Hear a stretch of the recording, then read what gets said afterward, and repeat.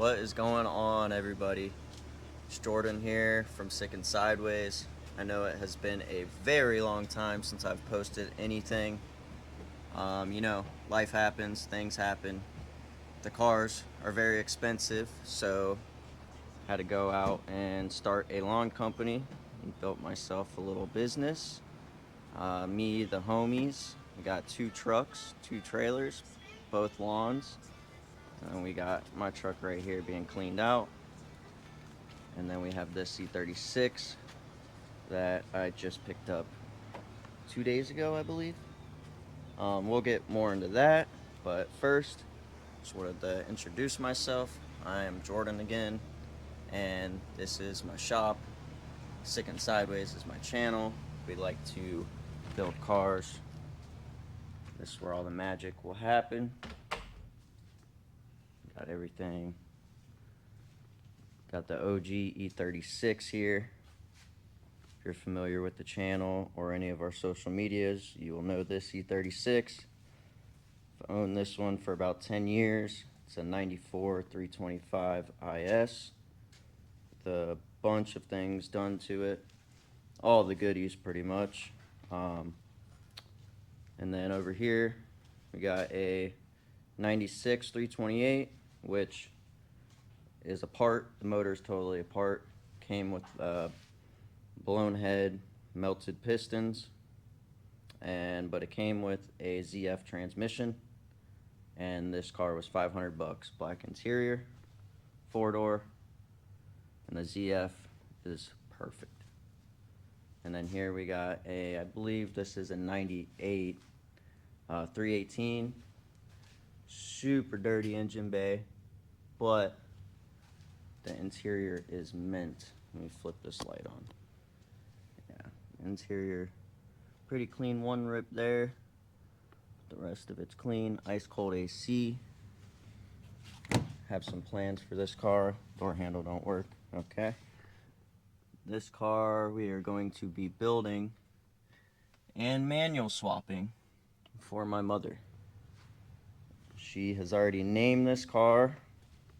She has already claimed this car. As you can tell, she put Peacock on the hood. But yeah, so that's the 318. We're just gonna have some fun with that. Kind of build that up for her, let her drive that. I'm sure I'll drive it. Have a little bit of fun in it. But this one, plans with it are to pretty much, it's gonna be LS swapped and make it a good fun daily with super clean interior. Obviously there's a lot of work to be doing. It came with a air fryer with engine parts in the back seat, in the trunk. Overall, I mean, she needs to be cleaned. I haven't cleaned any of these cars since I got them. Just a bunch of random stuff in there, some new parts as well. If they were trying to fix it, I kind of gave up. This one, the 318, actually came with everything I need to manual swap it, even a nice transmission. So, not a ZF, came with a get reg, but it's all good for a 318. This one we'll get more into. But today, what we're going to be focusing on is cleaning up these 2 motors. This one, I had I believe it was a 96 Hellrot Red automatic that I bought. It's a coupe, and it came with the motor, so I pulled the motor out. I sold the shell to a friend, which actually, I'm sure you'll see that car here soon. He actually got it running. I sold it to him as a shell. No suspension work done, and he's already got it running, looking good on SLR, coils, all that good stuff. So, I picked this motor up from a Facebook company. It was listed as a complete engine and came with a manual harness. They didn't really tell me till I got there that the harness was all chopped up, had little connectors on it. They said they tried to crank it and the harness started smoking. So it's a really good thing to get told while you're there loading the motor into the truck pretty much already paid for it. And they're like, oh yeah, by the way, the harness is fried. So, also another thing about this motor, I'm not sure what it is yet, but right in here, when you crank the motor by hand, I feel like a slapping noise right in there, like something's hitting. I haven't taken the valve cover off yet, because I do want to clean it up before I even start touching all over it. But as you can see, the RTV that they have put there, that's another reason why I didn't pop it up, because it's going to be a mess. So once I clean them, I'll dig into that, see what it is. I plan on reaching out to them to see if maybe they'll fix it, if it is anything. But every motor I've had never felt a slapping right there. So this one seems like it's going to be the candidate to go into the car. Okay, real quick story. This is the M52 with M50 parts on it. Yeah, I blew the head gasket at the last drift event. I'm not really sure if that's all that happened. I was smelling fuel real bad. She pretty much just shut off mid-drift. Now when you go to start it, sounds like valves are hitting. So this motor needs to come out. I got to strip everything off this motor that I need to. I'm doing an OBD1. This is on a Link ECU. So it's OBD1 plug and play, standalone. So we got to strip all the M52 stuff off. I like running my M50 housing and pretty much just clean them up. Today, that's all we're focusing on, just cleaning up the motors so I can start pulling stuff off. I have a gasket kit from FCP Euro down there. So yeah, let's get to work. Let's pull the pressure washer out, open up the bay door, pull these outside so we can start spraying them down.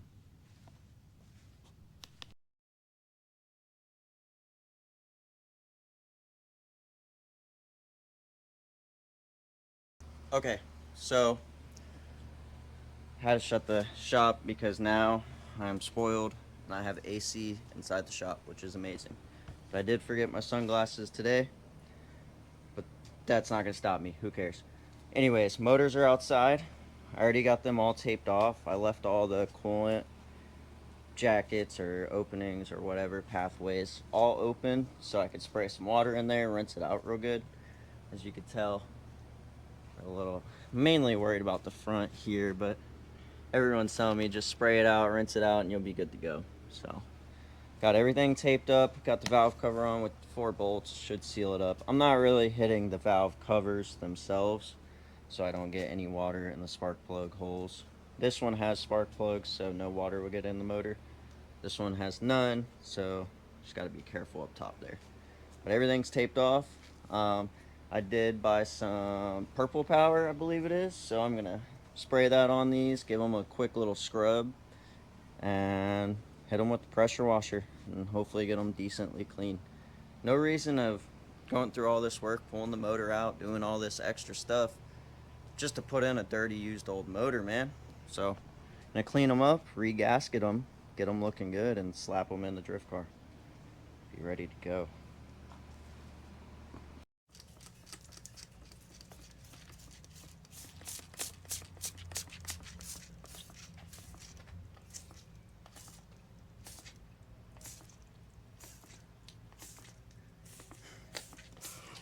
She's coming kind of clean.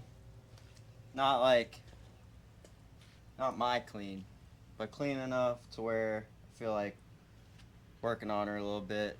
And she's just going in the car kind of temporary. I know that sounds,